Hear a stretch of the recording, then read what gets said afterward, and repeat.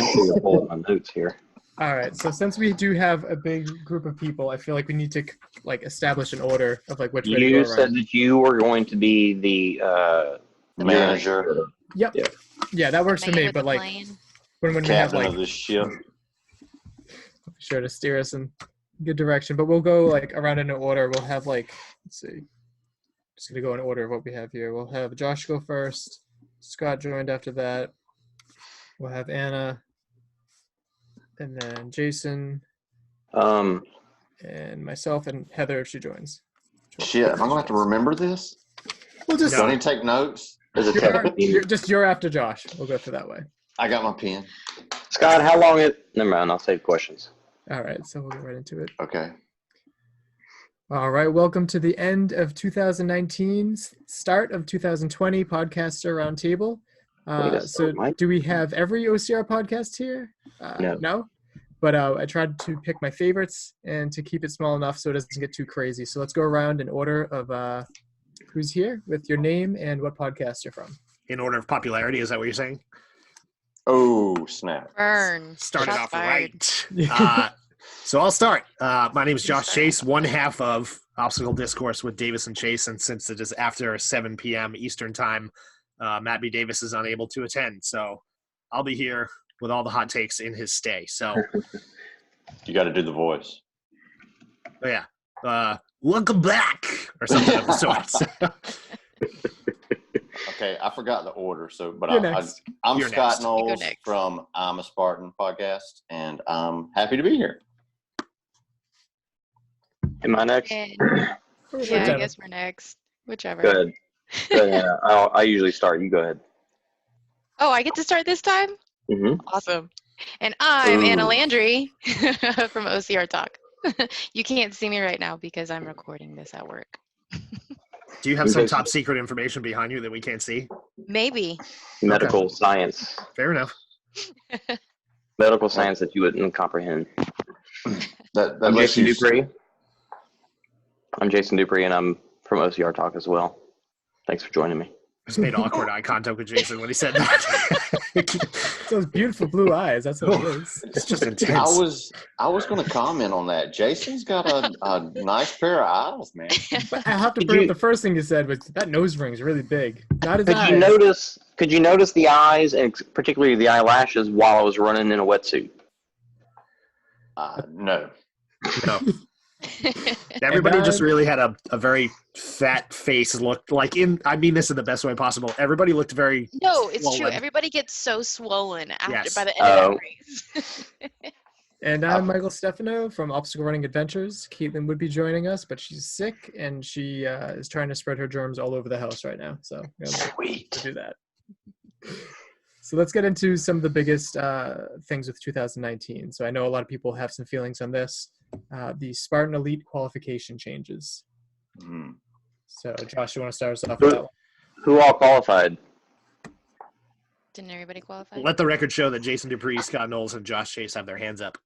I forgot. Speaking I think of everybody can't except see for it. me. I snuck in there with a Long Island Sunday sprint top 5 finish. I definitely poached my EQC. I mean, I'm a big fan of it. I think it's going to be an interesting year. I think 2019 was probably Spartan's most successful year, if I had to guess at it, just in terms of making a sport in the competitive side of the business. I don't know how they did bottom line wise, but that's not up to me to decide. So I'm looking forward to 2020 and what we're going to see, assuming that they can spell words properly on their medals and figure out a few other things. But I think, we might see some smaller elite waves, but hopefully that builds a little more competition between the individuals that we'll see over and over again, and maybe a little more competition in the age group folks for people that want to bump up to elite. But if I can do it, everybody can do it. As long as you don't run with your significant other. Right. Right. Scott, what are your feelings on it? I guess at first I was thinking, the same thing Josh said, the elite heats are going to get smaller because of this. But I honestly think it's going to affect both heats. But the men's heat are going to be smaller.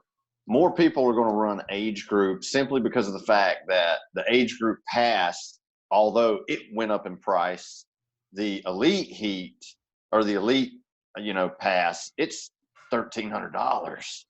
I mean, so you got that. You got the $30, fee on top of that to qualify for elite. A lot of people that, the people that were probably like, placing 15th place that were never going to get on the podium, this is probably going to be the year where they say, you know what, screw it. I'm just going to drop the age group, save money. Yep.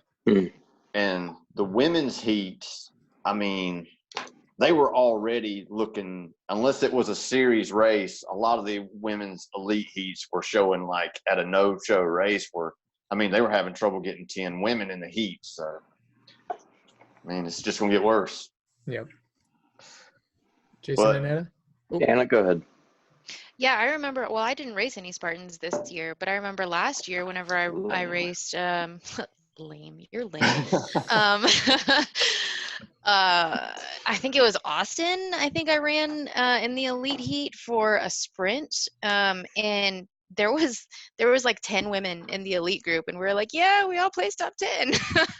So definitely the women's heats could use some help. And like what you said, Scott, with the prices going up and the price of the elite pass, you buy the elite pass, but you still have to pay for the entrance for every race that you register for, on top of what you're already paying for. So yeah, you're definitely getting rid of all those people that are like, oh, I'm going to sign up for the elite heat because I want an early start. So you've already weeded out all those people, right? Hopefully. Well, for some, some people are going to say that it's a good thing that heats are going to be smaller. Like for the heats, they're good. Scott showing off his terrain race shirt here. For the heats to be smaller, that's a good thing, right? Like we want, some people will say that for sure. I think I agree that the heat being smaller, it means that you earned your spot there. Like when I go to OCRWC or NORAM, a race like that where you have earned your spot, even if it's an age group, like that feels cool. It feels cool to have earned your spot. So I think it'll be good. Like, do we not want to see them be gigantic? We don't want to see them be gigantic, right? Because then you look at the guy who's 50th place, and it's like, oh, well, he was 3 hours in a super, but is that elite? So maybe we'll see just more like actual elite times instead of what we've been seeing. But it's going to make you're right, it's going to make a big impact on the age group. So you're going to see a lot of times in the age group because they don't want to pay or whatever other reason. And those times are going to be faster than some of the elites still. But did they earn that spot where they should be in elite? I don't know. Yeah, it's a tricky thing, but I think they are moving in the right direction. I think at the very least, hopefully there's less slow men that the elite women have to pass, because I think that is kind of bullshit how, like, you have Lindsay and all these amazing women that are just, having to pass all these guys that don't belong there in the first place. And I think also it's better for the sport. I don't remember who said this. It might have even been you, Josh, one time where, like, you have some nobody leading for the beginning of, like, Tahoe. Like, who is that? We don't know. And then, like, the rest of the race, it's actual athletes. But, like, it makes it look more professional that there is a pro heat now. So I am all for the change. But it should be interesting to see how it plays out in 2020. Staying on the topic of Spartan, how do we feel about the Trail Series? Because that was new for this year.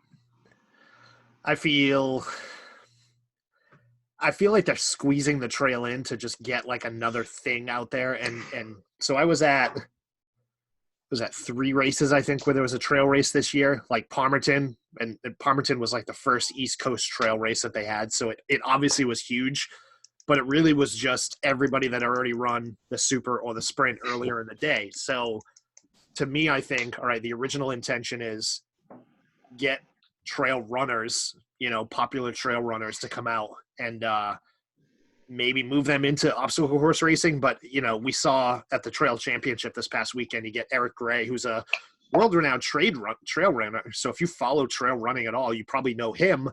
I guarantee 95% of Spartan racers have no idea who this guy is. I didn't. So, yeah, I don't. Is it going to continue to be a thing? Sure, but I think it's just like it's kind of like where Tough Mudder was 3 or 4 years ago, where they're like, hey, we got a 5K, hey, we got a half, hey, we got a full, hey, we got a competitive wave. Like, here's 38 things, pay for all of them, right? And we don't really know where the hell it's going. So, but they say 2020 is going to be a big year for trails, so who knows? I mean, I think it's a cool idea, but I mean, if it's taken away from, what they're trying to do with obstacle course racing, maybe it's not a good idea. Kind of like same way with Tough Mudder in 2018, tried to do all this new stuff in 1 year, and come back on them at the end. But I mean, from what I understand, the trail series has been pretty good for them. So, and I see a lot of people doing it. A lot of people that would run on the Sunday races are choosing to run the trail race instead of the Sunday sprint. So, Yeah, the trail races could be a good addition to their repertoire, I guess. I don't know. I would do a Spartan race on a Saturday and do a trail on a Sunday if I didn't want to do like another shorter, light version of their obstacle course on a Sunday. That would be kind of cool, especially if I was like training for something bigger later on in the year or something. But it's definitely exposed a lot more people though to obstacle racing. And just that world, I think. So it's been good exposure for them.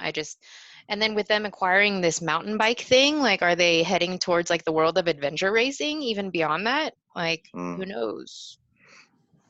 Yeah, I agree. I think if they're trying to do some just big corporation full of all these different types of races, then they're headed in the right direction. So maybe, I mean, and you also, as a business, you got to try something to grow. And since they're standardizing their races, how far can they grow in the Spartan race, the OCR race itself, the OCR itself, because it's getting standardized. It's going to be a single thing. They've saturated market. They got the most races out there. So maybe the trail race is just another way to expand. So if that's the case, then if they're trying it and it's working, it's bringing in the money that they're hoping for, then why not? But the people that go out to do trail races, I mean, I don't know. I don't know the trail race clientele or environment enough to say, like, are people tired of the trail races that they're doing right now and they're looking for something different? Has anybody here run a trail race this year? Yeah, no. I do trail races here and there. No, but like trail Spartan race trail. or Spartan trail Spartan, race? no. No. My biggest thing, so being the only one that's run one, my biggest thing is it just seems like all they're doing is relapping the trail race like course onto a Spartan course. And for me, when I think trail race, I think actual running. I think not necessarily mountain climbing. Like, you'll have elevation in a trail race, but it'll be mostly running. And I think it's difficult to take that out of a Spartan course and do it as like a separate entity. So to me, it's like, all right, well, I'm on the Spartan course. I'm just bypassing the obstacles, and they're calling it a trail race. So I don't think it's there yet. Like, if they do a trail race on the same weekend with as a Spartan race, I'd want to see it on new terrain and new areas of the course that we haven't run already. They do take you off the course somewhat, right? Looking at the maps, they do take you off the course, and think about what a trail race is. Compared to other trail races, you are on trails typically, and from what we hear, there's a lot of fire roads and other standard paths that Spartan takes. Now, does Spartan take more fire roads than other obstacle courses? I don't know. That's maybe sometimes they do, depending on where they're at.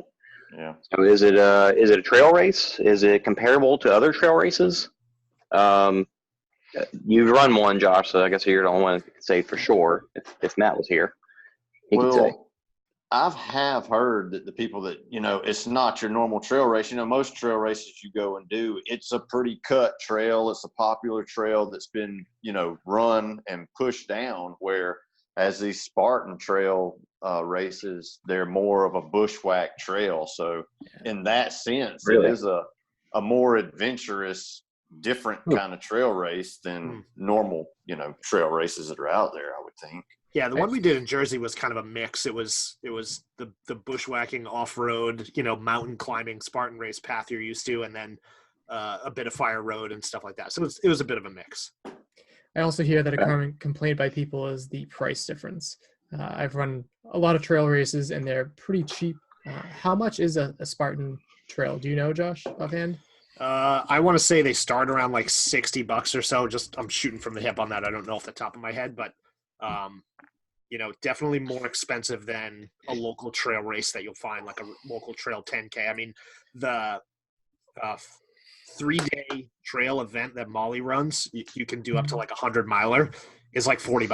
So they're definitely on the higher spectrum of pricing in terms of compared to what else is out there. But you're getting obviously a lot more. Most trail races don't have medals, don't have headbands, don't have bag check, all that stuff. So I sort of get that. Yeah, I actually feel like that is pretty comparable to the ones I've run. Like when I think about a 10K, it's about that price. But then whenever I do look at like a 30 or 50 miler, those are over $100 easily. Yeah. Yeah. I was about to say the 100. Sorry, Scott, go ahead. I'm sorry. So down here in South Georgia, I mean, like there's a half marathon race that I do every year, and it's $65. So, I mean, I don't know if it's just different locations or maybe there's just more trail races up north, but a lot of the trail races down here, I mean, unless it's like a 5K or something, most of them down here are about $50 and up. I mean, New England's a pretty jam-packed area, so maybe. Yeah. Yeah, we got a lot of stuff up here. Well, the trail races around here are relatively cheap. Even the ones in Louisiana, I've got a couple race directors in Louisiana that hold trail races. The 100-miler that I'm thinking about doing in a couple years is like, I don't know, maybe $120. But like the atmosphere, I mean, the atmosphere is like second to none. Just like the service that you get and the interaction with the race director and the interaction with the aid station, like they've grown it into where like they have the competitions between aid stations, like who can make like the coolest, funnest aid station. So it's become like sort of like that, so where you have like these small trail communities in these states or in these towns, that kind of get together and put together their own little trail races. And to me personally, that would be more enjoyable than like going to like a big corporation like Spartan and doing a trail race. Well, how are does the Spartan have aid stations? Because that's a pretty big part of road running and trail racing, right? Yeah. I mean, I guess it would depend on they have water the distance, stations. right? Yeah, that's about it. Like, yeah. So like the water stations that you would see at a race. Right, exactly. So we ran 10K, I think, in New Jersey. Yeah, and we had one water station, maybe two water stations. Where you run a trail. And again, comparing sort of a different event, but you run a trail like 50K, you'll have these massive aid stations with oranges and pretzels and potatoes and soda, like all this stuff. So it definitely is a different environment. Whiskey, if you're into that kind of thing. Yeah, definitely whiskey. Fireball. Well, here's a price in Texas. There's a race that goes. You actually, I think, start and go through a cavern towards the beginning of the race, and you have a 5K, 10K, and a half marathon, and the prices are $55, $65, and $90 for the half marathon. And that's a pretty unique one, so I would consider that a little high. So it's pretty cool.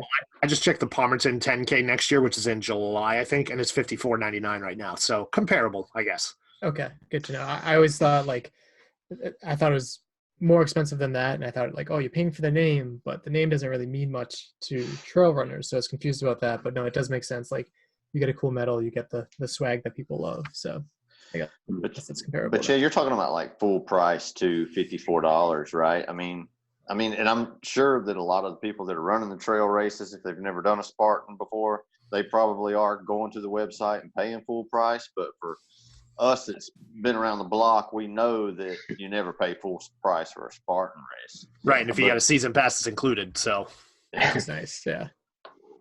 So a couple other changes for 2020. They announced a new Ultra Series, also City Spartans. I admittedly don't know much about these City Spartans other than it's gonna be like a white medal.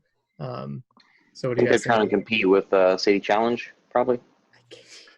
Well, City Challenge is too small. If you believe Elvi from City Challenge, Spartan apparently tried to buy City Challenge from him, according to him. Whether or not that's true, I don't know. But I think and again, we're just expanding our audience to an extent. Spartan, first off, can do nothing right in the eyes of its audience, unfortunately. Like everything they announce is going to be met with people complaining. Both good and bad. I guess it means that people give a shit and they enjoy the sport, but they also are very offended by lots of things. But the city event, to me, I think local 5K, right? You might start, just take New England. You might have some coastal city or New Jersey or something where you go run a 5K, you start on the boardwalk, you go run, you finish there, everybody's got a big party. Spartan wants to cash in on that and say, hey, we've got the same thing. We're going to do this low-key event, kind of stadium-like. No mud, no huge climbs, no massive hills, like nothing to kill the average person that doesn't want to get into like big-time mud run Spartan. So I think it makes sense. To me, that makes more sense than a trail race does for Spartan. I agree. So it'll be interesting. I'm waiting to see the medal, and I fully expect them to do a 180 and say we're going to do competitive waves at them, because as of right now, they're saying they're not going to. So. This was Joe DeSena's idea, right? His favorite type of races. I have no idea. No mud. Yeah. Easy. It's right up his alley. Close to home. The guy that just spent 2 days dragging a chain up a mountain in Vermont. Did he really? Yeah, that's what he did for the last 2 days with Yancey.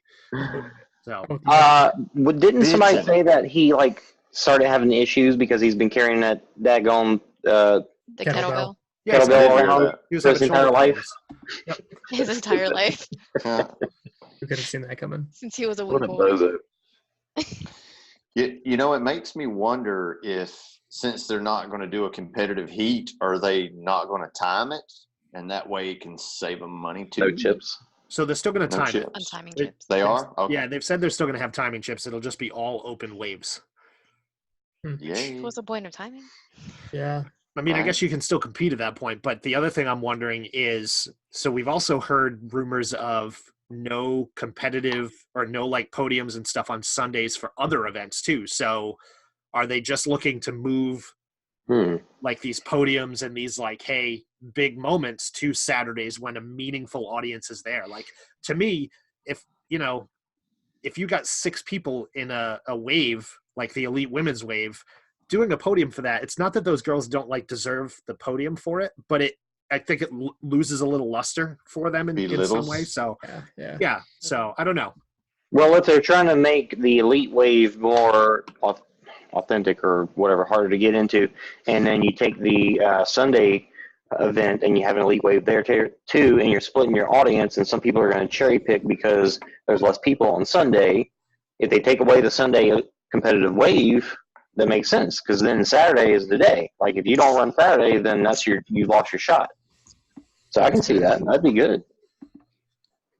Yeah, it was like it used to be. They used to didn't do cash payout on Sunday, Saturday race only. I think they won a free race or something. Yeah, that was not that long ago. Yeah. What was it, 2017 maybe? Maybe 16, something like that. Yeah, I can't remember. So I'm kind of excited for this whole city idea. It makes me think of, have any of you guys run Urban Raid back in the day when that was a thing? So they set up a course in the heart of Boston. You're climbing up right next to City Hall, and they did a fantastic job utilizing the city. And it's probably one of my favorite, most unique courses that I've done before. So I'm got some decent expectations for that. Again, I do want to see the medal. It's a unique medal, so I want it. Same for trail. I haven't done trail yet, but I'll be doing that. They're not thinking about lumping some of these stadium courses into the city series. I don't think so. I think they'll keep it. I don't think so. Because it's going to be a different color. Each thing's going to have its color, and this one's white, I think you said, right? Yeah. I know it's been said before, but it would be pretty amazing to see stadium races be longer and go from one stadium to another, or out the stadium around, the area. Yeah. I know that will never happen. That probably won't happen, but that would be awesome. Dallas is a perfect example because they've got the Cowboy Stadium and the Ranger Stadium right next to each other. How amazing would that be to go into both? Yeah. That would be cool. It's not out of the ordinary that happens in Philadelphia. You've got the 3 different sports teams in one area. In Baltimore, you've got the football and baseball stadiums right next to each other. It just is double the amount of money to rent. Sure. Two but it would be huge cool, venues. Right? Yeah. I wonder how much they have to pay to rent a stadium to do that. I can't imagine. Course. An Their Federal ungodly Park's not amount. cheap. Probably Yeah. a lot. Yeah. That's why Stadium Blitz is at all these college stadiums and not pro stadiums. Yeah, they probably get it for free. Yeah. So another big thing that happened in 2020, Warrior Dash went under. So I think a lot of people seem to care a lot, and now we're to the point where everyone's like, it's probably for the best. They haven't been great in the past few years. Do we all agree with that, or? I believe. Sorry, Josh, you're first. Go ahead. No, continue on. Okay, I believe Anna and I, we talked about it, and I said my personal feelings when I did my last Warrior Dash. I traveled for it in, I don't know, 16, 17, somewhere in there, and I was like, not doing any more of those. I mean, just for myself, I've just gone to so many harder and longer and better events that it was just like, this is not worth it at this point. Now, for beginners, I could still see it being worth it, but for myself, it was not, and I couldn't support the quality of event that I saw either. Yeah, and I think it's like they're in a unique space where you got Rugged Maniac in the same space, you've got a Spartan Sprint in the same space.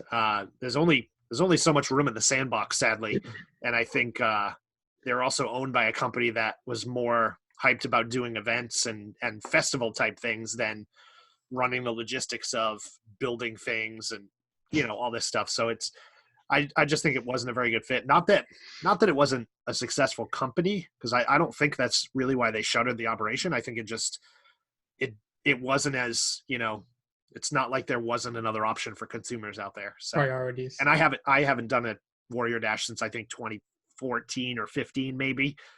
Same. One I did was great, muddy, fun obstacles, big slides, that kind of stuff. But not, I need a little more in my life. Yeah, I think it was just a more sentimental thing whenever they went under, because I think that's pretty much whenever everybody that's obstacle racing now, whenever everybody first started, that's pretty much the only race that was in that space. We didn't have Rugged Maniac back then, or at least I didn't know about it back then, like 2013, 14, whenever it was. So like that was the first thing that I did was a Warrior Dash. So I think it was a more sentimental thing for everybody. Like that was the one race you could convince all your friends to go to, because you could like drink beer with them afterwards and and wear ridiculous hats and whatever. But yeah, I think I did one more after my first one, and then I was like, I'm ready to move on from this. Scott, have you ever run one? Negative. So I guess I really don't have an opinion on the matter. I mean, you hate to see an OCR company go down at this day and age. But from what I heard, it wasn't the best event, and a lot of people. I think Matt had always said, that it could be a Rugged Maniac, and they chose to not let it be that. And to me, I mean, Rugged's great. I mean, it's just challenging enough, and it's got enough fun obstacles where I would always do Rugged a Warrior Dash from what people tell me.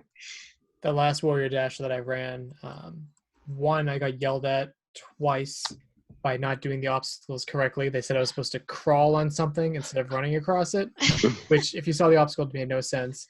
What obstacle? The mats across the water? Magic carpet ride, yeah. They're like, you're supposed to crawl. Yes, the definitely run across is, that. What? The whole premise is you run fast enough to not fall in the water. But. Right. So that Screw happened. those guys. Our start was Fuck those delayed guys. by 45 minutes because they didn't have enough ambulances at the venue. During the crawl through like the really dark thing, I pulled out like a huge nail. And that's one other big thing. My. Oh, It was just a terrible, and like things. this is a Rugged? No, this was Warrior Dash. Warrior Dash. The last Damn it. Warrior Dash that I ran, and they had like that big thing with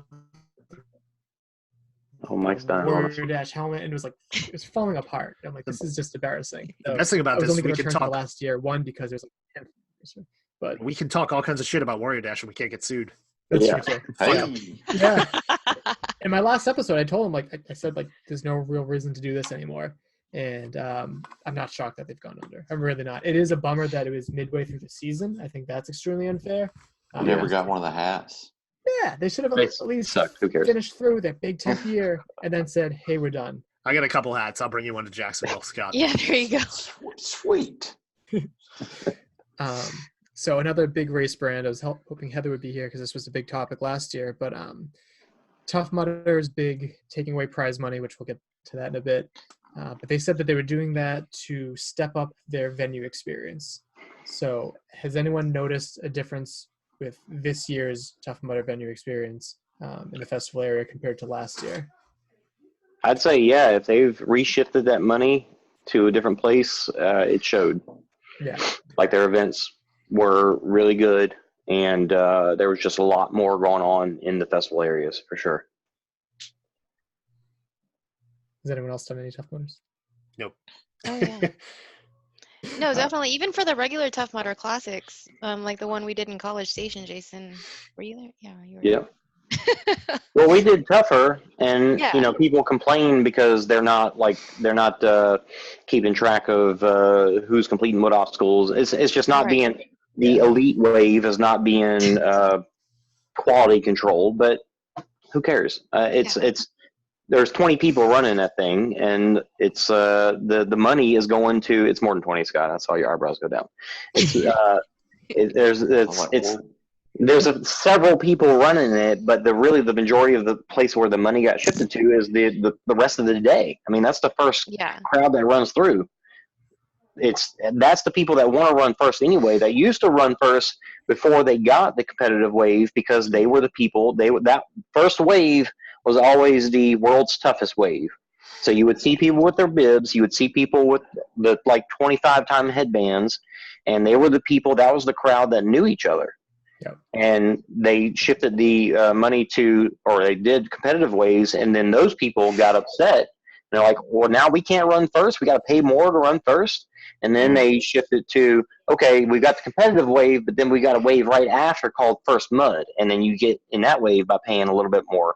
And so the rest of the day, I mean, you got 9 o'clock all the way to 3 o'clock or whatever that they've shifted money to the focus of making those people's event and experience better. So good job. Yeah, I think it was a success too. I'd have to agree because the Tough Mudder events that we went to this year, they were all very enjoyable. Like just to even stick around and hang around the race festival, which usually I don't like to do. I just like to just go run and leave. But yeah, from experiences of when I was there just to do media and then run a much later heat, it was fun because I had a whole bunch of games out there. The DJ was having a lot. I mean, it's not quite Savage Races level, but it had some great games going on, and I really thought it was much, much better than last year. So I was happy to see that. And speaking of prize money, World's Toughest Mudder prize money. I think there's a difference between taking away toughest money, but World's Toughest Mudder prize money. Do we think it's going to come back next year, and should it? I think it should.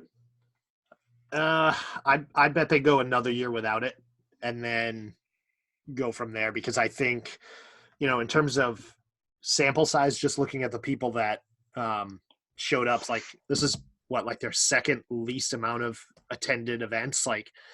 So I think they've got to build the hype around the event, which I think they did a great job this year. I've always followed World's Toughest Mudder, but going there was a completely different story of what kept me kind of interested in it. So I think they've done a good job of building the hype and the excitement around the event. Next year, they need to ride that pony and still continue that trend, and then bring back, prize money, or, if they do some small prize money, that's good, but you're not going to get a Ryan Atkins until you're going to dump 20 grand onto this event. Right. So I think if you're strapped for cash, which I don't know if they still are, they probably are still watching the bottom line. But do it again. New locations are automatically going to get a ton of new people. Yeah. I think they suffered after Atlanta in 2018. Mm-hmm. So I think the move to Dallas is going to be a good move. And I think right off the bat, they're going to get probably a couple hundred more people just on that move alone. Yeah, just on the new location alone, they're going to get a lot of new people showing up to WTM. And next year being their 10th anniversary, I think they might focus more on that, especially with their events, and making their events even better experience with what they were successful with this year, and then bringing that into next year. So yeah, I really don't think they're going to bring prize money back to WTM. I agree with Josh. They probably will not do that for another year, at least. And look at the group that came. You still had 3 people hit 100 miles. You had the women fighting hard just as usual, and there was no prize money. Nobody cared. If you brought it back, like maybe Ryan Atkins would come back and win every single time. I mean, is that exciting? Like, yes, we would all love him to be there, but will it make a difference for the overall event? I don't know. You got to think too that Spartan Ultra Championships has really played a part into cutting into admission to both sides. Really, you know, of who's going to WTM and who's going to Sweden or wherever they're going to have it next year. That's a good point. I hope they bring it back eventually. I can understand if they don't bring it. They made a big deal about like, oh, all this money's going to charity, so it's tough. Like, do you want to take from the charity? I would want to see more money out there for the elites because I agree. would be sharing the course with them. I wish Rhea was out there. I wish Atkins was out there. I mean, don't get me wrong, it was great sharing the course with Trevor and Chris and Aaron and all them, but like the more people there, the better. And how many events do you get to share the course with them instead of them running first and like you get to cheer them on and then you run? To be able to share the course with people, I think, is what made World Toughest Mudder so special to me. But I hope it comes back eventually. I guess that's the big thing with that. And just like you said, Scott, they do need to kind of compete with Sweden, with wherever the Ultra Championships is now, because Spartan's getting all the big people now because they have the money. So it's tricky. I'm sure that Atkins and Rhea would have much rather ran in Atlanta than Sweden too. Right. I don't know. I mean, they went and ran in Fiji for 8 days or whatever. That's true. Atkins, I think, loves that, so you never know. Crazy. I mean, when they've done the kind of event like Worlds as many times as they have, I mean, can you blame them for looking for something new? Yeah. Yeah. So, Bracken made a comment earlier this. Getting distracted by these awesome backgrounds. How are y'all doing that? I don't know, but pure boredom. Jason is now a donut. I'm the donut. I just had a whole pizza and now I'm hungry again. But earlier this year, Bracken made a comment on Obstacle Dominator before he left. Rip. The difference between obstacles and tasks. So I feel like certain obstacles like the spear throw at Spartan Race, that's more of a task than an obstacle. Do we think that there's ever going to be like a course correction and trying to stay towards more of the obstacles than boring tasks to do in a race? Or where's that line? I think, but wouldn't that be a Ninja Warrior course then? Well, sure. I mean, really. Sort of, but I think Bracken has a mindset that races should only be designed for elites and pros and that nobody else really matters. And that's not a dig at him, but and I get why he has that opinion because that's the space he's in. But to him, it's like not everything has to be catered towards your side of the industry. In fact, to me, to be honest, completely the opposite. Spartan could definitely do with some harder obstacles. And I think if they had harder obstacles, that conversation is null and void. The spear throw, I think, is going to be around. Yeah, the spear throw, it's going to be around forever, but it's going to be the throwback to what Spartan was way back in the day. So when, in 5-10 years from now, when we have some completely different Spartan, weird Jason Dupree baby head going on there. I'll stop. A completely different look and feel to Spartan. The spear throw is still going to be there, and it'll be like this beck and call of ages past for Spartan. So, you know what, Bracken? If you don't like it, learn how to throw a spear. Like, I'm sorry. Josh wants Spartan to bring back the gladiators, I think. They were supposed to. What the heck happened to that? Speaking of that, yeah. They made that promise. I'm going to have to go dig up the video that Joe brought that up in. You're going to have to hold Joe to that. Totally with him with that chain he dragged up the mountain. Yep. Spartans! One thing I don't like and I understand that they are trying to standardize everything, and they're making the sprint, the entry level race. And I get that, it's the easiest one for, everybody doing, which may be their first obstacle course race. But from the competitive side, and like I know they're catering to the open heats. That's where they got to, because that's where the money's at. But when you're running a competitive heat in a sprint, and the only thing out there is a rig and monkey bars and a spear, the only thing that's probably going to get failed is the spear. Yep. Yeah, they got to. Unless it's wet, but yeah, if it's dry. Unless it's wet, yeah.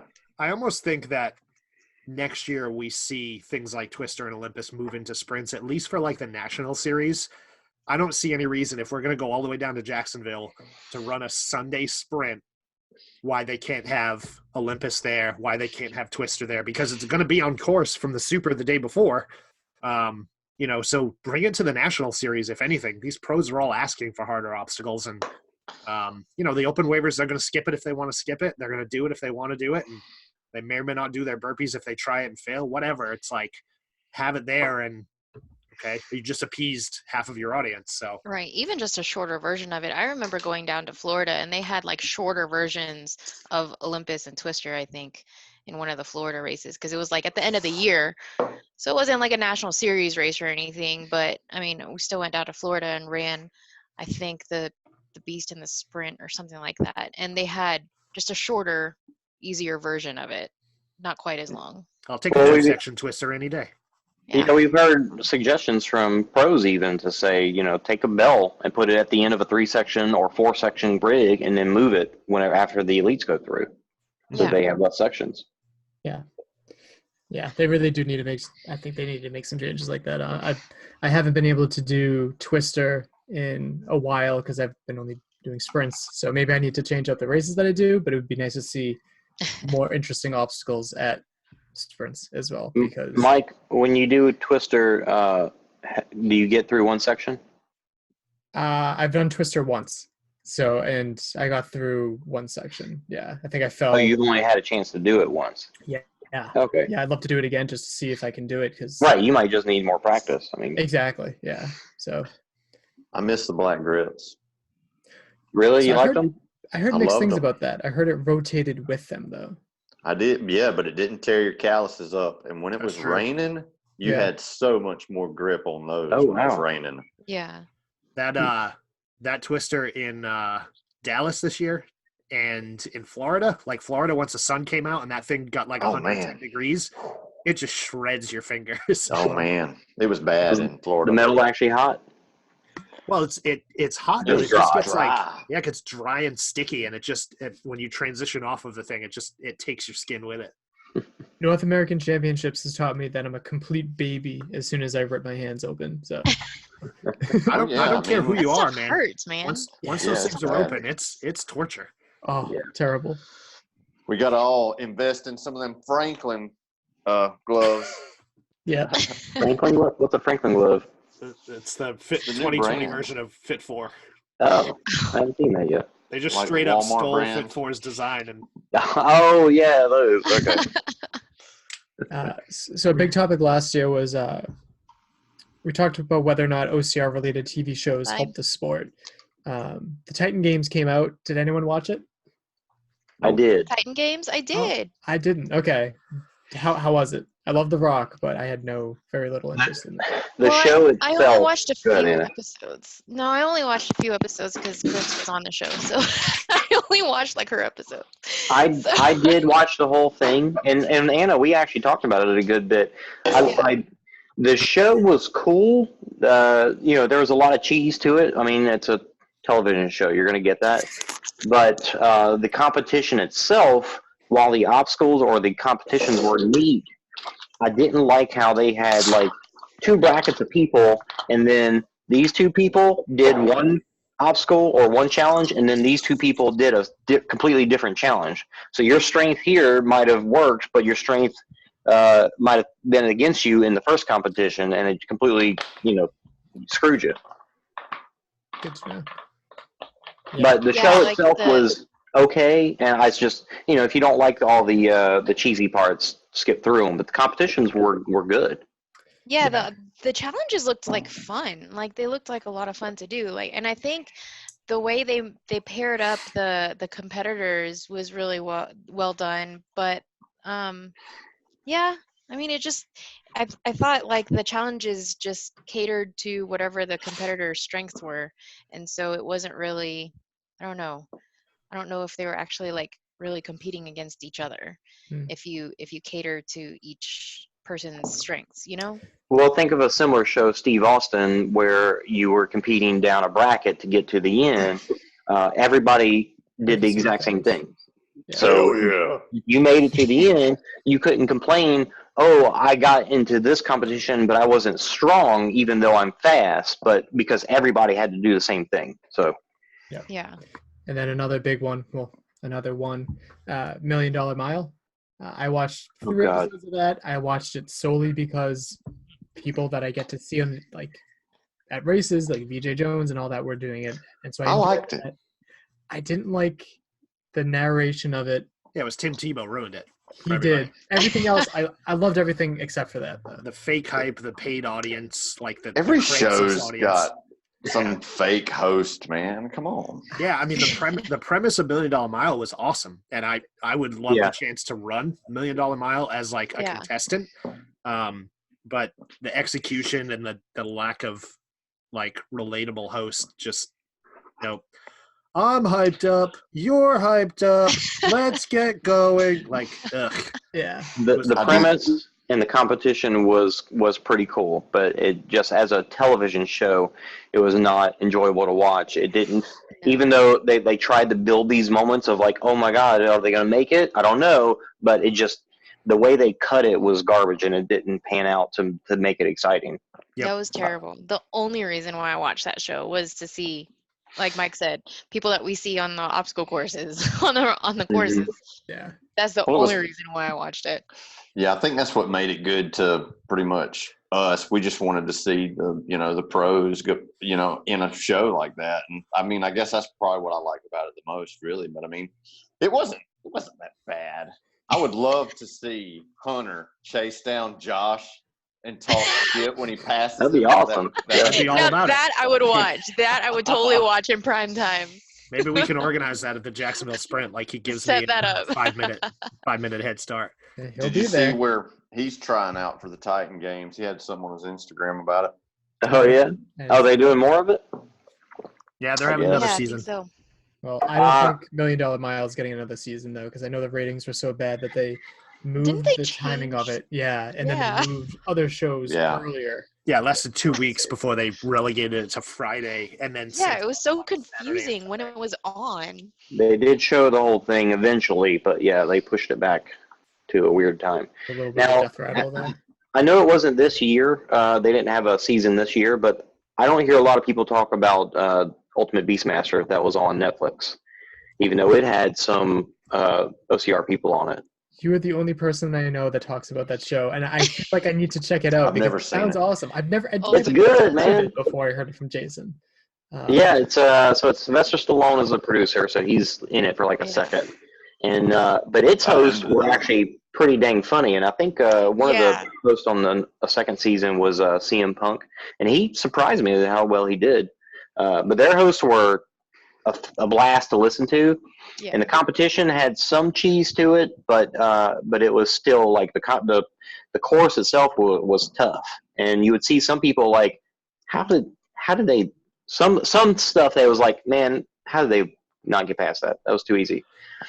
But am I the only one that watches some of these and I was like, how are these obstacles are not hard? Like it should be so much easier. But then I'm sure if I'm in that position, it'll be totally different. But with a spotlight, right? Some of the beginning competitions or obstacles were super simple, and some people failed on those. But then you have people like Ken Corigliano who made it through multiple things and did really well. And the people that got through the end, I mean, they were serious, mostly climbers, like rock climbers were the ones that did really well in that show. Yeah, those are the guys that usually excel in all of these. Ninja Warrior, they're all rock climbers. Yeah. Yep. The hosts from the different countries, though, on Ultimate Beastmaster was probably the most entertaining thing to watch whenever they're all like screaming and cheering on their athletes or whatever. They would yell at each other and stuff. Yeah. It's probably the most entertaining part of the show. And do we think that these good. shows are helping direct people to the sport more? For us, it's television. I mean, those people are sitting down watching television. They're not doing anything else. Yeah, I don't think the fans of Ninja Warrior are going to throw up Ninja Warrior obstacles in their backyard or go run their local competition at their gym. So it's more an entertainment piece, and if anything, it's brand recognition, but it's not driving numbers to the front door. I don't think. Yeah, it's made for the masses, not for the athletes, for sure. agree. Yeah, Like we watch it because we enjoy it. Yeah, we watch it because we enjoy it. But if you didn't know about it, would you go do? I mean, how many things on TV have you seen and been like, I think I'll get into that? Yeah. I don't watch American Ninja Warrior. If you've seen one episode, like you've seen them all. Yeah, I if they bring Ninja Warrior to Boston, I'll totally do it. But I mean, I did start collecting Ninja Turtles because of the cartoon, but Me too.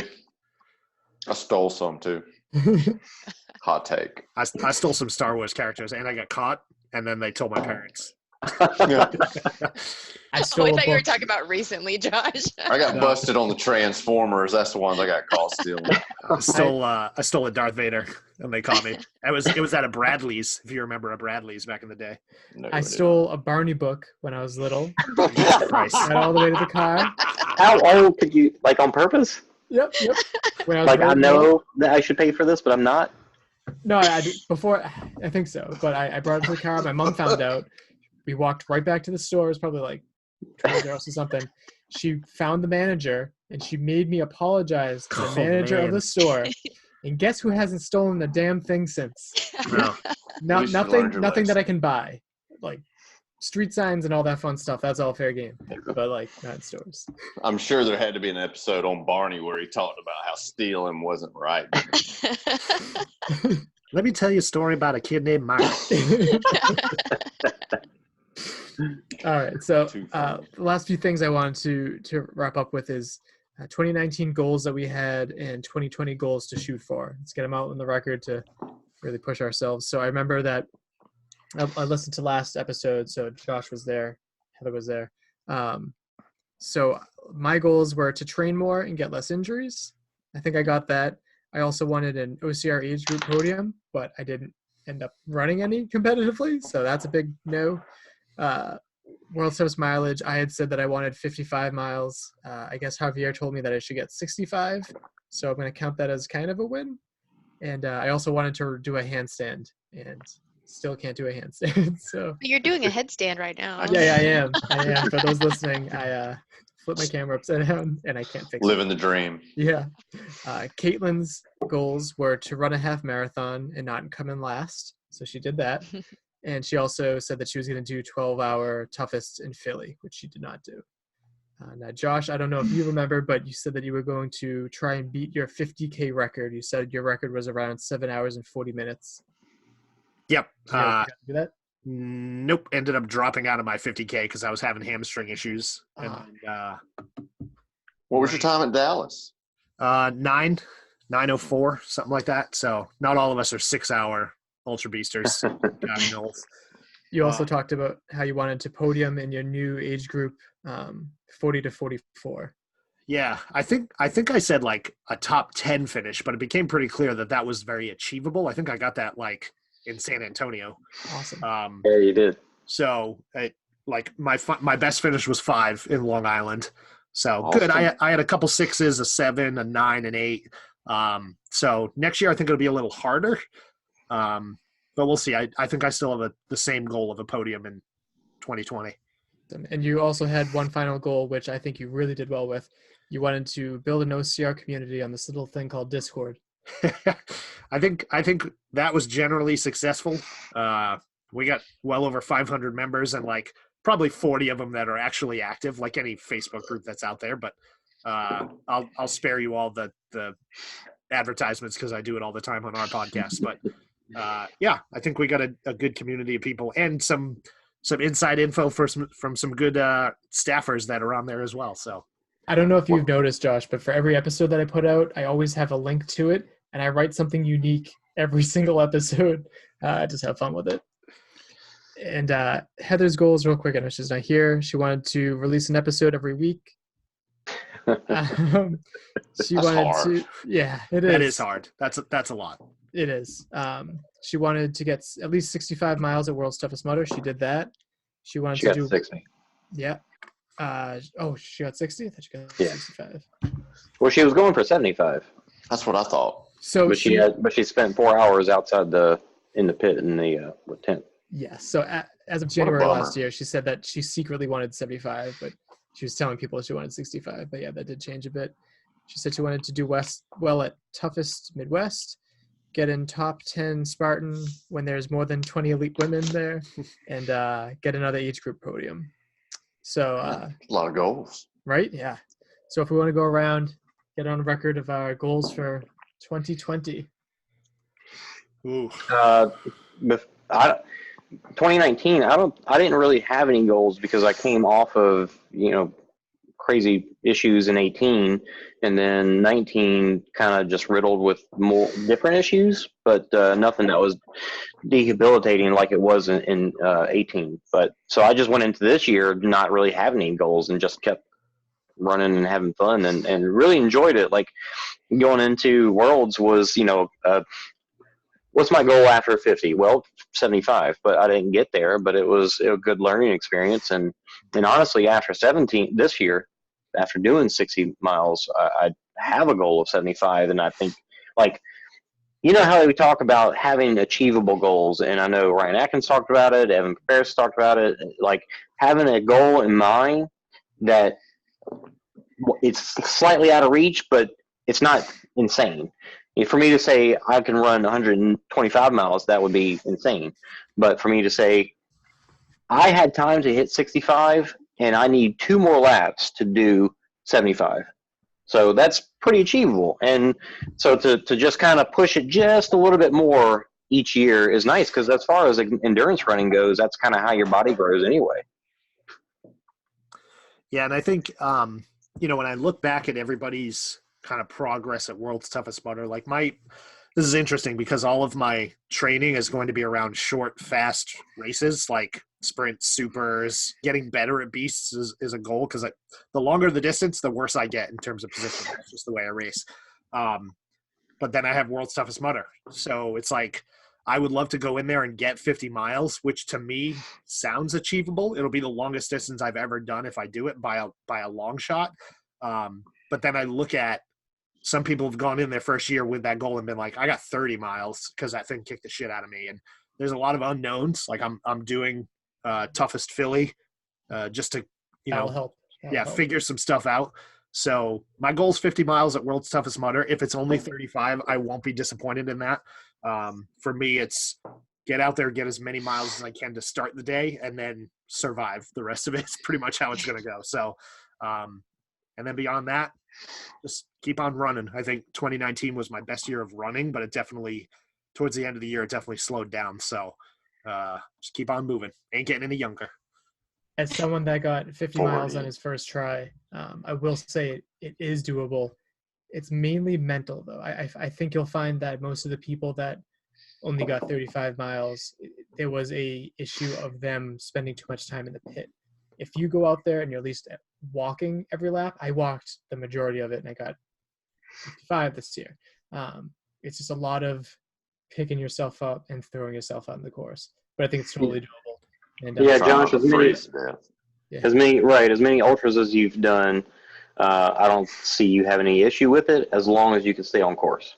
Yep. Yes, stay on course. Yep. That was my issue.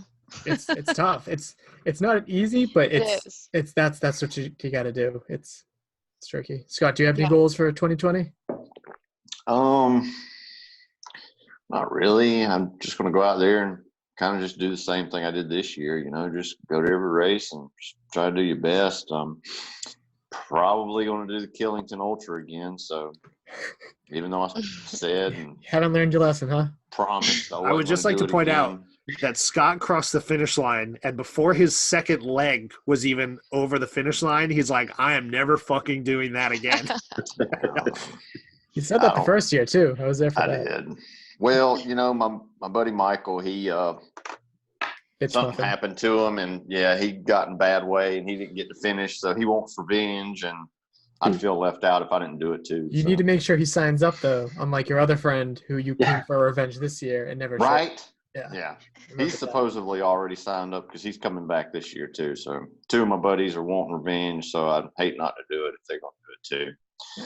It's just, I don't know what it is about that course, but after the pain wears off, I mean, it's such an adventure. But when you're doing that course and you remember everything from the first lap and you're thinking, crap, I still got to do that again. Then I got to do that again. And it's just that course is good about putting demons in your head. So it's an abusive relationship is what it is. It is. I'd like to point out that I have no regrets skipping the beast this year. I think it was the best decision I made. Yeah. And someone else that just ran the Killington Ultra for the first time and fell in love with it, Chris Mendoza. One of his favorite courses. And he said objectively it is harder than Tahoe because he said he ran Tahoe on tired legs and finished much quicker than he did for Killington. That's a crazy, crazy course. I think everybody should do Killington at least once. Yes. That place is awesome. It is. It's beautiful. And you should go to Ben and Jerry's factory after. People. Well deserved. Oh, yeah. My 2020 goals don't really revolve around distance goals except for Worlds. But it's really more around just the races that I get to do. So myself with a wife and 2 kids, Anna's, I think, in the same boat, and that's probably why we make good co-hosts because we relate a lot in the fact that we've got to pick and choose. And Scott, Ultra, you got a Spartan pass, so you can get to do as many Spartans as you can get to, and that's cool, but I can't do that. I've literally got to pick one a month, and unless something like comes up and I've got nothing going on for a weekend, I can go to something close by. So that might happen for Spartan San Antonio, but for the most part, it's just I want to do races that are unique and that I don't get to do often, or the ones that I love the most. Like, going to try and go to, or am going to Ragnar, Colorado. I've done one Ragnar before. It was a blast. Colorado sounds fun. I love Colorado. And everybody gets to come visit me. Yeah, and I'm gonna coach. I'm not coach. I'm gonna be the leader for that one. Whatever. And captain. The captain. Yeah, I'm gonna be team captain for that one. Because when I did it, I kind of took over for a moment when the guy was off on course chasing after some girl. But so that sounds fun too. So that's what it is. It's really more just like trying to find new experiences instead of trying to reach a mileage goal. I just want to add, y'all that are doing this, that y'all have kids, my hat is off to y'all, because if I had kids, just the stress of having kids, I don't think I would have the ability to function to train. And I know I'd be eating all their junk food if it was in my house too, so I'd probably be as big as all the chicken nuggets and Kraft mac and cheese and cereal. There's still Halloween candy sitting around. Yeah, no, I got rid of the Halloween candy. I give it a week and then it's out of the house.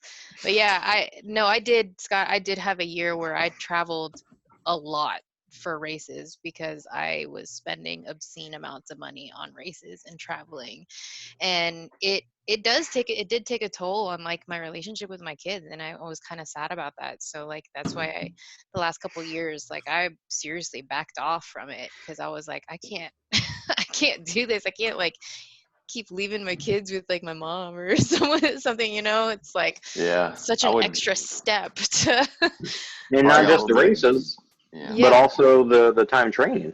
Exactly. Just the time to train, and then like the toll it takes on you afterwards. You're just so whooped that it's just like you don't even have fun anymore, because like your family is not happy, and when your family is not happy, you can't be happy.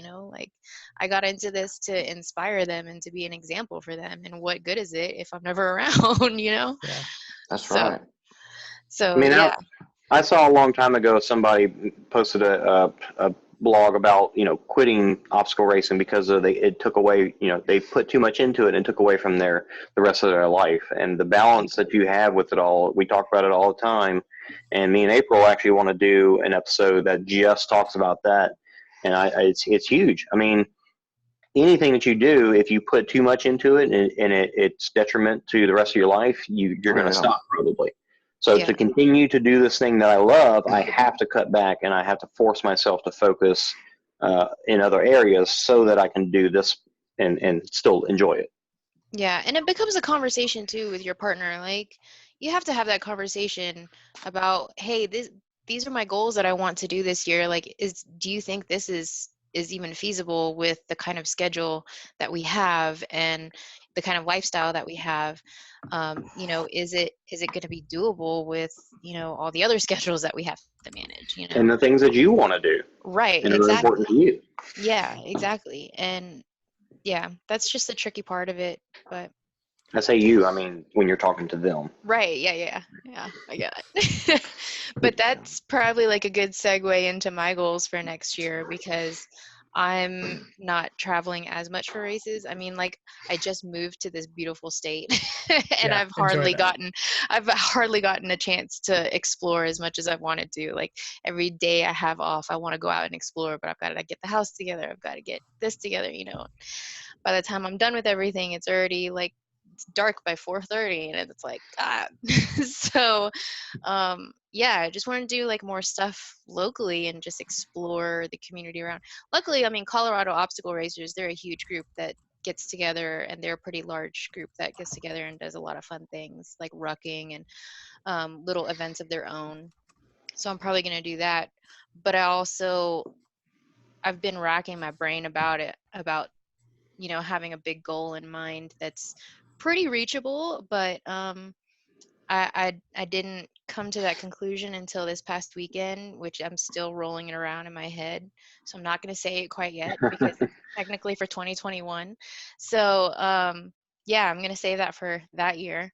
But everything that I do this year will be in pursuit of that ultimate goal. Nice. So, I'd like to say, how awesome is it that we have such choice? Like, to say I have to limit myself to 12 race weekends a year. Right. And that's hard. It's very hard. Yeah. A good problem. It's really awesome. Problem to have. Yeah. Yeah, it's rough because I pulled up my schedule for 2020 because I went through and looked at last year, which was insane. And next year I was like, we're definitely not racing this much. And I look at May and it's like race weekend, Memorial Day. So it's like, great. My weekends off are like the major holidays where there's no races. So and the interesting thing about this sport is you can run every weekend if you really want to, and if you have the means to, but like Josh, right. Well, you guys have kids. We just have bills from traveling. So it's like the trade-off. Yeah. I'm not banking any money here because we're flying everywhere this year. So, but for me, it's like, we've used it as a way to go see parts of at least the country and parts of the world. Like, we went to London this year for OCR Worlds that we would never have gone to do otherwise. So it's a good excuse to go out and sort of explore parts of the US that we've never seen. Like, we're huge fans of Texas. We go to Texas multiple times every year, and I'm psyched that Toughest Mudder is there. Utah is going to be a staple on our calendar every single year, I think, because Utah's gorgeous. And we'll constantly find, like, I definitely want to go out to Montana because Montana looks like an amazing course. It does look awesome. So we're going to continue to see what we can see out there. And, it's a means to an end, I guess. If it helps us travel and see some places, great. And if nothing else, it helps us kind of stay connected to the community, because no matter where we go, we're running into one of y'all out there. So. My goals are going to be the same as last year. The ones I didn't get, at least. I'd like to be able to do a handstand. Just want to work on like upper body in general, because I've never been strong with grip strength or any of that stuff. And I also want to focus more on speed a little bit more, taking a break from endurance, just because World Toughest Mudder takes a lot out of me mentally before and physically after. So I want to do more stadium races and train to be faster and see what I can do with that. I'd like to keep my band for OCR WC 3K. That's something like Josh does every year, but like I really want to keep my band. I think that'd be awesome. I friggin' lost mine. I ended up keeping it in. The only thing I kept it this year in is the team event. And I was super happy to come home from London, and I lost it somewhere on course for the Dallas Ultra. I think when I was like pulling off my gloves, it must have flown off. Like 15 miles into it, I looked down, I was like, I don't have my band anymore. So I don't even have anything to show for it. So real quick, with a team event, what are your thoughts on if you kept your band, but your teammate lost their band? Should you keep your band? Does that count at all? Well, let me give you my firsthand experience. So this year in London, we had Molly was on strength. Yeah, Molly was on strength, but they had a couple very technical obstacles in there. She did not keep her band. We had Darren on speed. Darren kept his. We had me on technical. I kept mine. The only thing that I think they should adjust is that final obstacle, the wall. Mm-hmm. I think you should have to get all three people over the wall. Like Adrian came and said, if you get over the wall and you still have your band, you keep your band. So if the team throws one person over the wall, I could have kept it. So I kind of think that the whole team should have to make it over that. I thought that was Yeah, so I think a little revision on that might be nice. But other than that, I don't really have any issues with it, especially now since they are putting challenging enough obstacles on every single leg. Yeah. I think you got some people doing strength just because they wanted to go do something and get a band. So I think you should push them one way or another. So we'll see. Yeah, strength also had Valkyrie for North American Championships, and I lost my band real quick on that one. Yeah. So Mike, you and I, we should hold each other accountable for like a pull-up challenge throughout the year. So we'll find something. Definitely. And something related to dealing with heights too, so we can get you prepared for World Stuff as Mother. Agreed. I know what that's like. Yeah, I just hope to see more team obstacles. Like in Worlds, didn't they have or was that last year where they had the thing where it was like a stretcher and you had to load the balls on it? Like that was something more than just a wall. And then NORAM, everybody had to go through Urban Sky. So seeing just more obstacles that the whole team has to do together. Like if you've ever gone to a Conquer Gauntlet and done their team race, they got some really crazy team challenges more than obstacles, and it's fun. But so just something that involves everybody at the same time. Heard good things about that race. I want to check it out. I bet they don't have a spear throw. Well, they don't. I don't think they have a team race anymore. Hey, if you go up to Northman in Canada, they have an axe throw. So everybody's got their I saw thing. that. You should do a marble race, and then you have a shield throw. Spartan Spartan in Europe in their winter races has a snowball toss. So it's like everybody's got a thing. That's fun. A snowball fight, last man standing. Greek Peak, man. Come on up, Scotty. Mike, I don't know how often you actually do like strength training, but if you every time you do, you should be doing pull-ups. If you're not, and you should be doing pull-ups all the time anyway. So I should, yeah. This year has also been tough with like looking for a house, finally moving. Like, that took you have a house, so put a pull-up bar in there. Exactly. So I gotta get on that. In that drop ceiling that Jason can't understand. He hates my drop ceiling. Well, as much as I'd love to talk to you guys for hours, I think we should start to wrap this up. If we could go around and say the name of your show, where they could find it, and a couple episodes that were some of your favorite from the year for people to check out. Yeah, I'll start. So Obstacle Discourse with Davis and Chace, find it on just about any podcast player that's out there. Spotify, I think, is my favorite and easiest one to access. My favorite episode is March 28th. I even know the date. If you go back to it, it's after the San Antonio race, actually, where I just went off on a complete tangent about cheaters. If you like a little bit of controversy, go ahead and listen to that one. I remember it.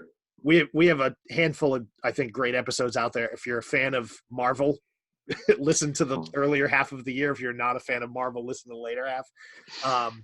But you can find me on social media at Josh and HD, Matt Davis, obviously, at Obstacle Racing Media, and shameless plug if you want to jump on the Discord with us. It's a new audience, so check it out. The website is bit.ly/OCR chat. We're all there. Awesome. All right, Scott. Yeah, mine is I'm a Spartan OCR podcast. You can find us on iTunes, and another one that I like to listen to is what is it? Overcast? Is it Overcast FM or Overcast? Yep, Overcast. That's the one I always use. Like if I'm on a desktop, because you can control the speeds, and you can actually go like a touch over 1.5 speed. So it's actually really cool. That's the player that you use. Yeah. Okay. On the computer, I use iTunes otherwise, like if I'm in a car. And probably my favorite episode was probably talking to Chris Mendoza, man. That guy's he's real easy to talk to. Yeah. He's awesome. Yeah. All right. Jason, Anna? Dan, I want to hear yours first. My favorite episode is obviously the April Fool's episode. That's a given. So that was so much fun. That was so much fun to record. I laughed my ass off at that episode. I loved how when you got to, I don't know if it's the first time you met Heather, but like you face to face with Heather and be like, I'm the one that did your voice. Yeah, I'm basically you. I think that was at Worlds, huh? At the, in our Airbnb. Yeah. Well, my favorites were obviously the April Fool's episode, and I didn't even bother to say it. We're OCR Talk. Yep. Recently, in addition to the OCR Report Network news media network. Now your logo has color. You'll get it. No, but we're not entirely sure what that's going to mean for next year, and I'm actually hoping to chat about that a little bit offline for some more of this episode. But we did one episode that was called Deep Discussions Across the OCR Universe. It was back in February. It was episode 25 back in February. And I drank a lot, and we just talked for like 2 hours. And it ended up being really long, but it was the first episode where I started putting in some music into our episode, and it just made it like really fun. And ever since, you're pretty snockered. Ever since we've tried to have like these, we try to not try to, but we have little life moments or little fun, heartfelt moments, and then we'll throw some music in, and it just makes it more exciting. So I've learned to dial back the amount of editing I do, so it doesn't take quite as long. So there you hear more ums in our sentences, but I can add a little bit more like that, like the flair with the drum rolls and all that crap. So that editing? One, yeah. That one and the April Fool's one was obviously April 1st, episode 29. Not my favorite, partly because obviously all the stuff we did on it, but getting to re-record that intro, I've been wanting to do that for a long time to hire, because I hired a guy on Fiverr to do it, and have him just say every single acronym for all the OCR podcasts that I can think of. And then he did that really long talk at the end of it, which was really awesome. I specifically. If you don't like mud gear, fuck you. I specifically remember, like, New Year's Day, everyone was talking about your episode, and I'm like, man, I put so much effort into the whole Hunter McIntyre prank thing, and then I listened to your episode. I'm like, yeah, you guys win. You guys that could not be beat. That was incredible. Yeah, but you put some. I mean, that was some work you put into cutting that episode. That was pretty awesome. That was fun. Dude, I actually thought that was a real interview at first. A lot of people I'm not shitting you. I felt like an idiot because at the end of it, I was like, oh, that was the April Fool's episode. You got me. You got me. I had fun with it. So Obstacle Running Adventures here. You could find us wherever you get your podcasts. Favorite episodes, I'd have to say, definitely North American Championships, World Toughest Mudder episodes, but two of the ones that stand out that are different than what we usually do is I had Mark Jones on to talk about how Tough Mudder owed him a lot of money. That was our biggest episode we've ever had. That's a good one. And I also had someone on the show, Jason Moselle, who goes by Jason Mosey, who did burpees for 12 hours, real burpees, to raise awareness for veteran suicide. And that was a really, really good episode. So yeah. I thought your World Toughest Mudder episodes were the best. I thought it had like the best coverage over all the podcasts to me. It was great. I worked my ass off for that one. That was a lot of fun to do. And it's such a great event. I'm glad that we all got to experience that. The pit interviews, those are really cool. I enjoyed that. I despise editing that because it's all like muffled garbage. And I'm like, I have to make this somewhat cohesive, but I don't want to edit it so much that like it takes away from the fact that it is chaos. But I think for someone that's never gone to a World's Toughest Mudder, like that chaos, the people crying in the background, and like that is what it's like to be there. And it's just really fun to get that experience.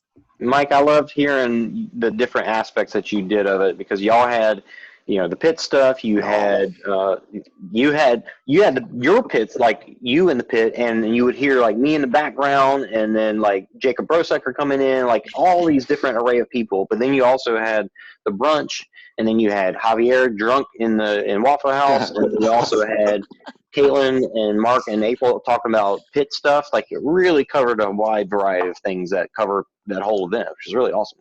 Yeah, it was huge. I rubbed Nutsack Duplessis.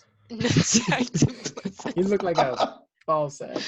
That was hilarious. Just wait till you see him after 40 or 50 miles next year. And by the way, if Duplessis doesn't get 50 miles after his ridiculous take that people that don't get 50 miles shouldn't be finishers, that boy, slap him around. That boy better hit that 50-mile mark, or I'm going to rip the bib off his neck. You put that headband down. That was a bold statement, wasn't it? Super bold. Super bold. Completely understand that when people don't get 50. That when he said that, I'm like, no one's gonna side with him there. Any final thoughts on 2019? Thoughts for 2020?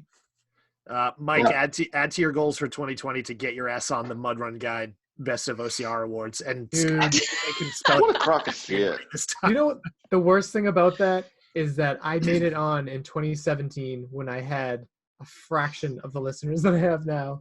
And now that I'm doing better than I've ever been, I mean, I can always do better, but I just didn't make an effort. I just recorded like a last minute, hey, make sure you vote for us, whatever. You should use my vote for Mike. Yeah, because maybe he actually thinks you're another podcast, because we all have the same names pretty much. So yeah, who knows? Yeah, I think you're the Spartan Up Mike podcast. Spartan Up Mike. Right? I swear, if Spartan Up makes it on there again, I'm going to lose my fucking mind again.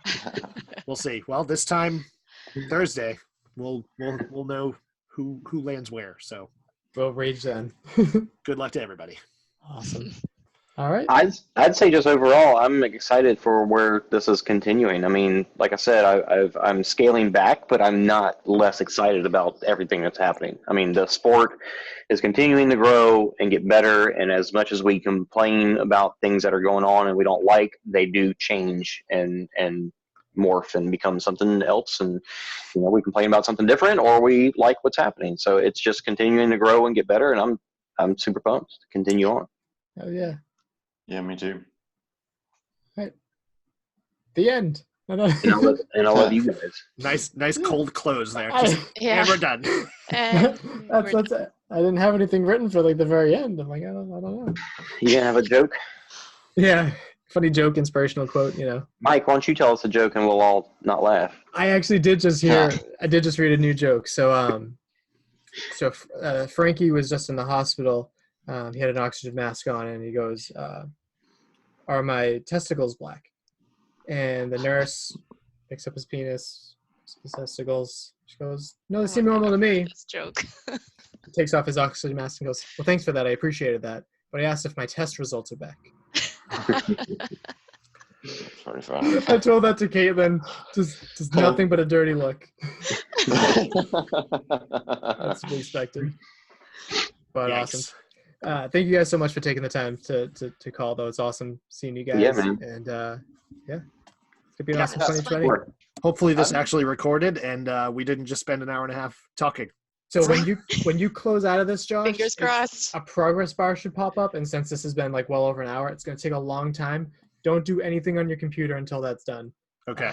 My computer can't handle it. So.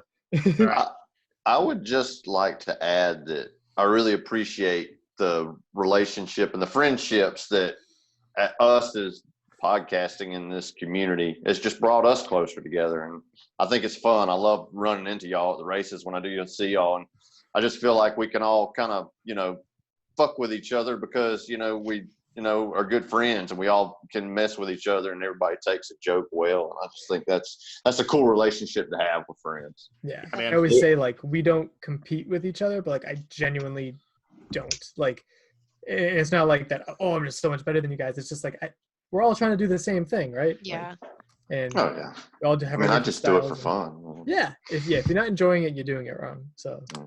And Matt's continuously got people, somebody upset with him at some point or another, but the rest of us seem like it's just, everybody's all friends with each other, and it's awesome. Yeah. Yeah, we'll leave that to Matt. Let Matt get people angry with him. That's because it's a career for Matt. For us, it's just a hobby. So. That's the difference there. So. Awesome. All right. Well, have a great rest of your Tuesday night, and I'll talk to you guys later. Yeah, guys. Have a good night. Thanks, guys. Yeah.